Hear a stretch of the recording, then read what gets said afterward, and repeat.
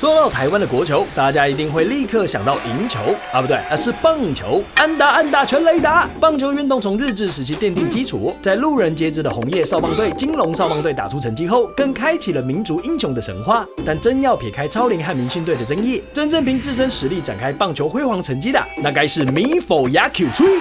他们在世界青少棒、青棒锦标赛可一共获得了13座世界冠军啊，不得了啊！但能做到大红不让捅撕走空用按简单，背后的秘密居然是猪肉。什么？台湾猪肉造就了台湾之光？谁再带猪肉进海关，我就跟他拼命！抱歉，激动了。今天就和大家分享猪肉棒球以及这个传奇棒球队的故事。开始喽。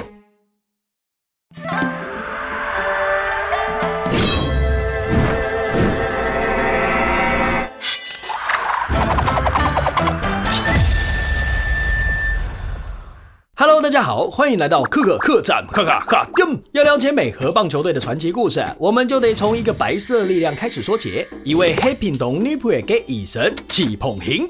咱们徐皮在当上外科主任后，没有跑去竞选市长或总统，而是自己开业，成为著名的台北徐外科。但徐皮心心念念家乡，另外设立高雄徐外科，照顾南部的乡亲。除此之外，教育一直是徐皮心中最软的一块。1961年，就在家乡成立了米否总后，徐皮为了家乡，从台北回到屏东，从医生转职成教育家，为客家人带来了许多贡献。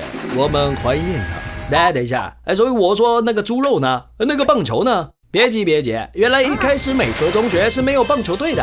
在1970年，一群征战美国失利的少棒队员归国后，竟然没有学校可夺。徐皮听说后，决定收留这些队员进入美和中学，并且成立自己的棒球队。但在观看小球员们练球时，徐皮吓到吃手手。这是在看《医师录》吗？扭太嘎都球嘎嘎喏！受过科学训练的徐皮决定为球员们买猪肉加菜，增加营养。最后，小球员们也真的越打越好。听说球常常打都看不见，很困扰啊。但也是这看不见的球，带着美和棒球队突破重围，成立2年后就拿下世界冠军，迈开传奇之路。今天大家耳熟能详的棒球明星，像是彭政闵、张泰山、蔡丰安等，也都是美和出身的。美和可说是开启台湾棒球一夜辉煌啊！叽里呱啦说到这边，从徐棒星到美和棒球队，从屏东打到世界，我们看到一个人可以带来的影响和改变。台湾客家的英雄，起到丰富的世界客家的故，也丰富了台湾这块土地的文化样貌。或许哪天你也会是下一个客家英雄哦！